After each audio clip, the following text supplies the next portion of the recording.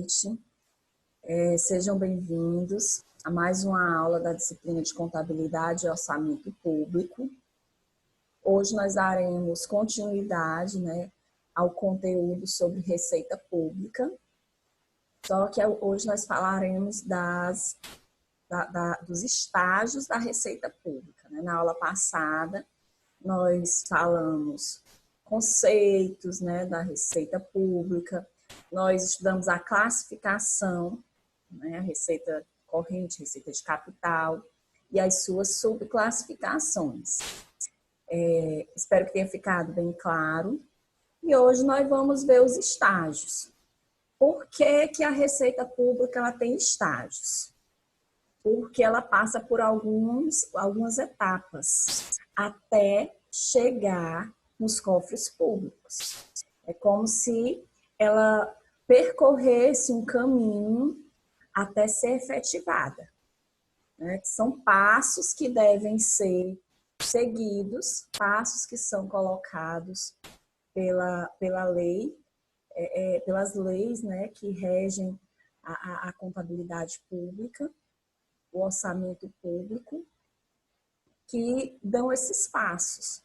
E poder público, ao elaborar o seu orçamento, ao estudar as suas receitas e despesas, ele deve seguir esses passos, tanto para a receita como para a despesa. Então, hoje nós vamos ver cada um dos passos da Receita Pública até ela ser efetivada, até ela realmente estar presente nos cofres públicos.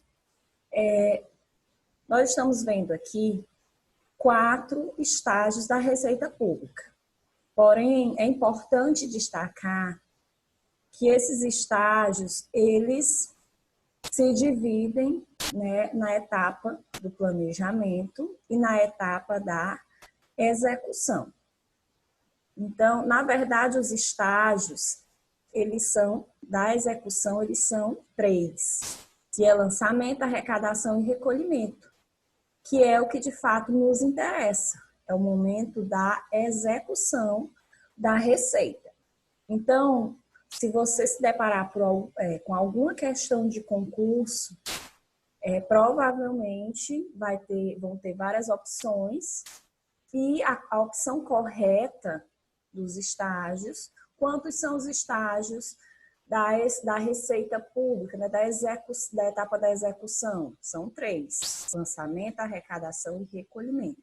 Porque o primeiro estágio, na verdade, ele é do momento do planejamento, tá bom? Então, tem essa diferença. Planejamento, a partir do planejamento da receita e a execução dessa receita pública, tá? Vocês podem ver aqui, Então, nós temos aqui na etapa do planejamento acontece o primeiro passo, que é a previsão das receitas. A partir da execução, aí nós conhecemos os 3 estágios. Lançamento, que pode ser um lançamento direto, por homologação ou por declaração. A arrecadação e o último estágio, que é o recolhimento. Então, vamos estudar o que significa cada um desses estágios. O estágio da previsão, como eu falei anteriormente, ele acontece no momento que o Poder Executivo está, o quê? Planejando as receitas públicas. Ou seja, quando eles vão elaborar o orçamento público, eles elaboram, por exemplo, nós estamos em 2020. No ano de 2020, eles vão elaborar o orçamento para o ano de 2021. E aí, o que acontece? O orçamento vai ser aquele documento que nós estudamos bem na unidade anterior, onde ele vai apontar todas as receitas e como ele vai gastar essas despesas, que são como ele vai gastar, as receitas na ação de serviços públicos, que são conhecidas como despesas públicas, Então, Para ele fazer esse estudo, esse planejamento, esse programa, né, esse plano de governo, ele precisa partir da receita. Então, eu só posso gastar o que eu tenho, o que vai entrar, de fato, nos cofres públicos. Então, para isso, ele precisa fazer uma previsão, que é o primeiro estágio, no momento do planejamento, porque vocês sabem que esse orçamento planejado, ele vai para o legislativo para ser aprovado. É só então que, sendo aprovado, volta para ser executado. Então, nessa etapa aí que eles estão planejando, eles vão prever as receitas. Ou seja, eles vão indicar a expectativa da receita por parte da Fazenda Pública. Ou seja, eles vão trabalhar com aquilo que eles acreditam que vai entrar nos cofres públicos no ano de 2021. E, consideravelmente, isso é feito em cima do que entrou em 2020, certo? Então, eles vão estudar, porque a base é essa, né? Pelo menos o que entrou em 2020 vai se repetir, ou deve se repetir em 2021. Claro que podem ter alterações, né? Tanto para mais como para menos. Mas como esse valor X entrou em 2020, acredita-se, né? Tem-se a expectativa que ele entre em 2021. Então, vão se programar gastos para essa receita. Vão se programar despesas para essas dotações orçamentárias.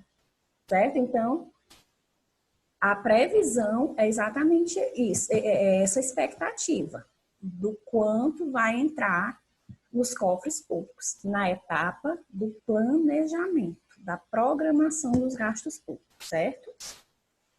Logo em seguida, vamos para a etapa da execução, quando de fato essa receita ela vai entrar nos cofres públicos. Vai ser executada pelo poder público, através de serviços públicos, né? Nesse momento de execução, aí eu tenho o primeiro estágio, que é o lançamento. O que é o lançamento, professora? É a individualização e o cadastramento dos contribuintes. Ou seja, é aquele momento em que eu identifico quem é o contribuinte, né, onde ele passa a ser cadastrado no sistema de informação do Estado e o valor devido por esse contribuinte, ou seja, qual é a respectiva obrigação de pagamento desse contribuinte. Então, é esse momento em que eu estou inserindo, né, em que eu faço o cadastro, né, e identifico a pessoa que vai ser responsável por esse pagamento. Então, o lançamento. E ele pode ser um lançamento direto, por homologação ou por declaração. Como que isso funciona? O lançamento direto é aquele lançamento que é feito diretamente pelo Estado, né, no seu sistema de informação, porque quem insere as informações é exatamente o poder público. Por quê? Porque ele tem um sistema, ele tem um acompanhamento, ele faz um acompanhamento, né, desses contribuintes e ele trabalha pode trabalhar com um tipo de percentual, por exemplo, uma base de cálculo estabelecida, um fato gerador, que é estabelecido também pelo poder público. Então, eles estão ali acompanhando. Aconteceu o fato gerador, ele já identifica esse contribuinte e aplica, né, o percentual naquela base de cálculo, já inserindo, lançando no sistema qual vai ser o valor devido por esse contribuinte. Um exemplo bem básico, bem simples de se compreender, é o IPTU. O IPTU, vocês sabem que é um imposto de competência municipal em que as prefeituras elas têm um sistema onde elas fazem esse cadastramento, né, dos contribuintes que são identificados através de um fato gerador. Qual é o fato gerador? Uma propriedade territorial urbana. Então, havendo uma compra, por exemplo, de um terreno, é preciso o quê? Aquele processo de ir na prefeitura, né, para passar esse terreno para o nome daquela pessoa, ali já se identifica esse novo contribuinte do IPTU, ele já vai entrar no banco de dados, né, já vai ser cadastrado, vai ter alguém da prefeitura, né, que vai visitar esse local, que vai identificar as medidas, né, o tamanho, por essa margem, eles estabelecem um percentual e aí aquele contribuinte todo ano vai receber aquele boletim lá na sua casa, né? Um boletozinho bonitinho que chega pelos correios do IPTU, referente a um imposto por conta daquela propriedade. Qual foi o papel? Quem foi o responsável por esse lançamento? O próprio poder público. É um lançamento direto. Agora existe a situação em que o lançamento ele é feito por homologação. O que é isso? Cruzamento de informações. Há um confronto. Porque, na verdade, lança-se tanto de um lado como do outro e depois cruzam-se as informações. O exemplo bem típico é o ICMS. Ou seja, tanto o contribuinte, né, informa para o poder público, como o poder público é responsável, né, o fisco, né, ele é responsável, no caso a Secretaria de Fazenda é uma das responsáveis, né, por fazer esse confronto de informações para realmente se chegar a fazer o valor devido. Por quê? Porque o ICMS, o Estado, ele trabalha, o poder público, ele trabalha, é de competência do Estado, né? E ele faz o quê? Ele trabalha com compensação. Eu pago o imposto pela mercadoria, então no momento em que eu efetuo a compra, esse imposto já está inserido na minha nota fiscal. Quando eu pago aquele valor X, aquela nota, eu pago o valor da nota. Ali já está incluso o valor o valor da mercadoria, né, e o valor do imposto. Só que o que acontece? Quando eu chego lá para negociar essa mercadoria, que eu repasso para o meu cliente final, ele paga o ICMS da mesma forma. Né? Então, há uma compensação. Aquilo que eu paguei, eu vou receber de volta, não é isso? E aí, no final, é feita uma compensação e os valores são repassados para os cofres públicos. Se houver um débito por parte, né, do comerciante, né? Ou se houver um crédito, fica ali para ser compensado em compras futuras. Então, porque o meu consumidor final vai ser a mesma coisa, ele vai pagar o valor da nota. Lá vai estar inserido o valor da mercadoria, que já não vai ser o valor de custo que eu paguei lá para o fornecedor, né? Já vai ser o valor com lucro e mais o valor do imposto, que vai estar calculado. Qual vai ser a base de cálculo? O valor da mercadoria, né? Então, o valor que eu estou vendendo aquela mercadoria para o cliente final. Então, ele paga o ICMS. Então, nessas questões aí de venda, o meu fornecedor me vendeu aquela mercadoria, então, aquela mercadoria já vai ser informada, né, para o fisco, através do meu fornecedor, e vai ser informada por mim, né? A mesma mercadoria vai ser informada por mim, que sou o comerciante, né? Aquela mesma mercadoria vai ser informada aquela nota, porque eu dei uma saída naquela mercadoria para o consumidor final. Então, o fisco vai fazer o quê? Vai confrontar. né, as informações, vai confrontar aquelas duas notas referentes à mesma mercadoria, né? Então, nota de entrada e nota de saída. E ali vai ser possível calcular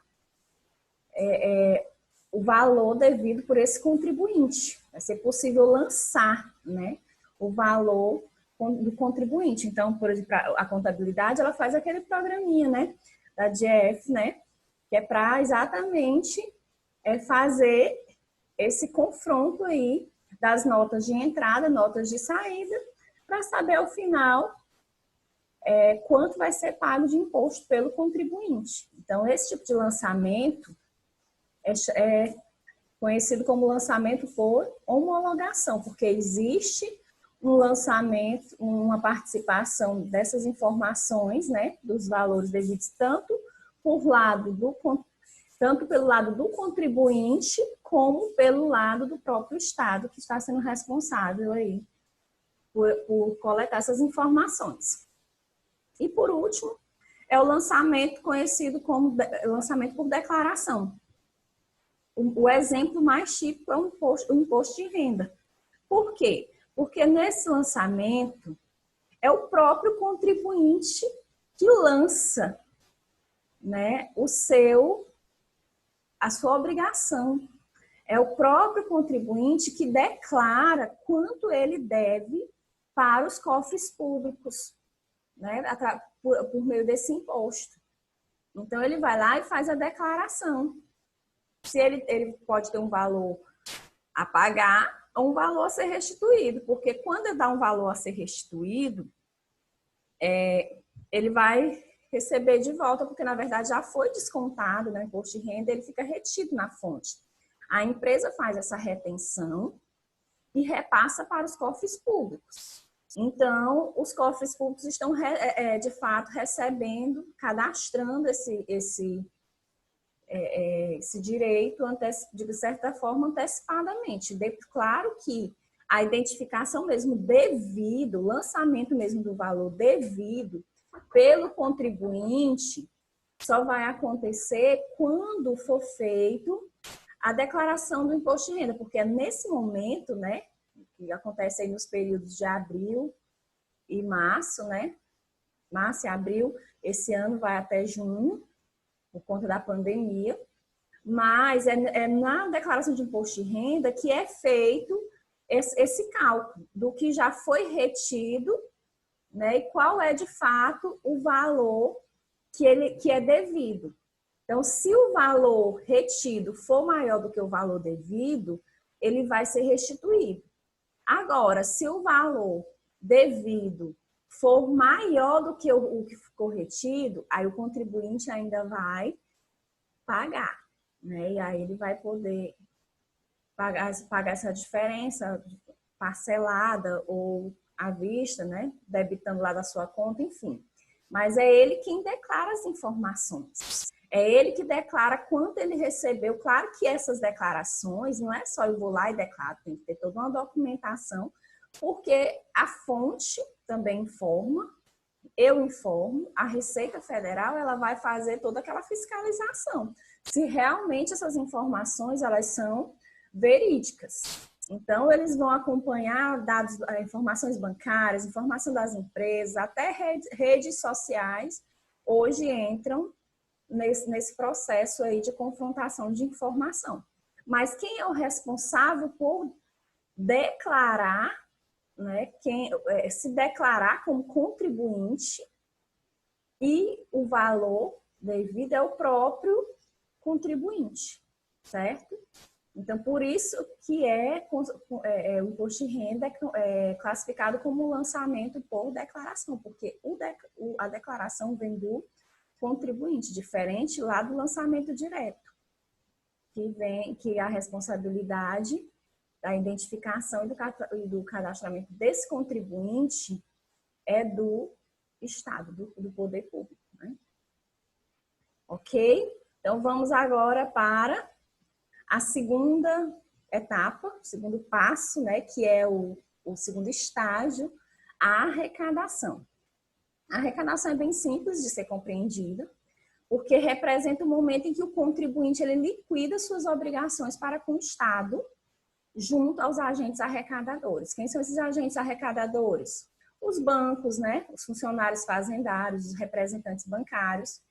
Então, é aquele momento em que, chegou lá meu boleto do IPTU, estou lá com aquele valor para ser pago, chegou o vencimentozinho ali, está identificado, né? Está identificado o contribuinte, o valor devido e a data de vencimento. Então, é aquele momento em que eu vou lá no banco e efetuo o pagamento desse boleto. Ou seja, estou liquidando a minha obrigação com o poder público. É aquele momento em que é debitado lá da minha conta o valor que eu devo de imposto de renda. Eu estou liquidando aí a minha obrigação como contribuinte de um imposto para os cofres públicos, certo? Então, os agentes arrecadadores, os bancos, eles funcionam como um intermediário entre o contribuinte e o poder público. Então, a arrecadação, ela acontece exatamente aí por meio dos intermediários, onde os intermediários estão recebendo os valores devidos dos contribuintes, ok? E o último estágio da Receita Pública, que é o terceiro, é o recolhimento. Já o recolhimento é aquele momento em que os cofres públicos realmente recebem a receita pública. É aqui no recolhimento que a receita pública se efetiva. Agora sim o dinheiro chega aos cofres públicos. Por quê? Porque é o momento em que os agentes arrecadadores, né, os bancos, eles repassam os valores que foram recebidos dos contribuintes e repassam ao Tesouro Público, repassam aos cofres públicos. Então, agora sim, a receita entrou e o Estado ele passa a ter uma dotação orçamentária e aí ele pode planejar, né? Ele pode realmente gastar de acordo com o que ele colocou lá no orçamento, ele foi separando, essa dotação, esse valor X aqui, essa dotação orçamentária vai ser para gastar com esse serviço público Y. Então, agora o dinheiro chegou. Houve o recolhimento, o dinheiro está lá nos cofres públicos. Então, agora ele pode, de fato, aplicar essa receita pública em favor da sociedade. Certo? Agora ele tem dotação orçamentária para gastar. Ok? Então, esses são os estágios da receita pública, certo? É interessante também a gente falar um pouquinho da receita da dívida ativa. Porque a receita da dívida ativa, ela também vai chegar em algum momento aos cofres públicos, né? E vai ser considerado uma dotação orçamentária. Agora, o interessante é porque muitas vezes ela chega já de um momento inesperado. Por quê? Porque vocês sabem que para o contribuinte ser inscrito na dívida ativa, esse débito aqui, ele já deve ter, no mínimo aí, 5 anos após a data do vencimento. Então, o poder público, por exemplo, uma dívida tributária, que são as mais comuns.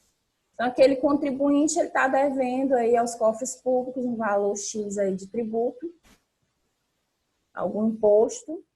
Aí chegou no vencimento, esse contribuinte não efetivou o pagamento, o poder público vai ter 5 anos para cobrar esse valor. Chegou, não conseguiu, né, o contribuinte não efetuou esse pagamento nesses 5 anos, então essa dívida vai poder ser inscrita na dívida ativa. Essa dívida ativa vai trazer alguns problemas para o contribuinte, porque ele já vai pagar um valor bem superior, porque é de acordo com a taxa Selic.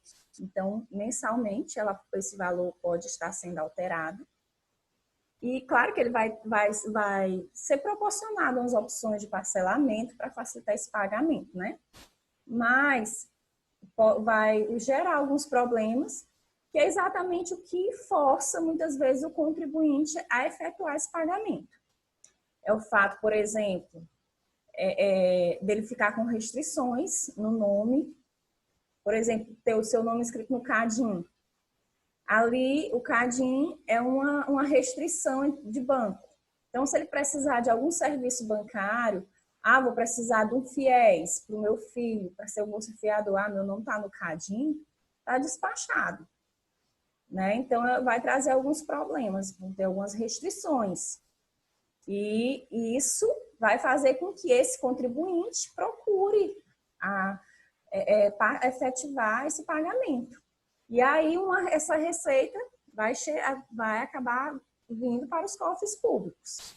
Claro que, por exemplo, uma receita de dívida ativa, ela já não vai mais estar classificada lá, por exemplo, pode ser uma receita tributária ou não, né? Mas eu estou dando um exemplo aqui porque a maioria são por questões de natureza tributária. Se fosse por natureza tributária, se ele pagasse até o vencimento ou se pagasse ainda na responsabilidade da cobrança dos cofres públicos, nós classificaríamos como uma receita tributária, quando fosse efetivada. Porém, se for escrito na dívida, vai ser escrito na dívida ativa, né? Esse débito vencido, então, chegou lá, esse valor, ele já vai estar não mais classificado como uma receita tributária, mas sim como outras receitas, né, correntes, ok? Então, só para a gente relembrar aí as classificações, se vocês se depararem com alguma questão dessa, do CRC ou de concurso público, fiquem atentos a esse detalhe, mesmo que seja escrito na dívida ativa por questão de uma dívida de natureza tributária, quando o contribuinte paga, ele já estando inscrito em dívida ativa, eu não classifico mais como receita tributária, e sim como outras receitas, tá bom? Outras receitas correntes. Então, ó, isso aqui está onde? A autorização para inscrição na dívida ativa, na própria lei 4.320, a gente já tem falado muito sobre ela. Então, ela fala que tanto os débitos de natureza tributária ou não tributária, né, que ultrapassarem o período de 5 anos após o vencimento, serão inscritos, né, como dívida ativa, em registro próprio após apurada a sua liquidez e certeza, né? Então, sendo comprovado esse débito e esse prazo, sendo transcorrido esse prazo para pagamento, o poder público está autorizado a escrever na dívida ativa. Afinal, é um débito do contribuinte com o poder público, com os cofres públicos, tá? Só para a gente relembrar, dívida ativa tributária são as dívidas de natureza tributária, ou seja, que são relativas aos tributos, né? Lá que nós estudamos, os impostos, as taxas, né? E as contribuições de melhoria. Já a dívida ativa não tributária são as outras obrigações que nós classificamos lá como receitas.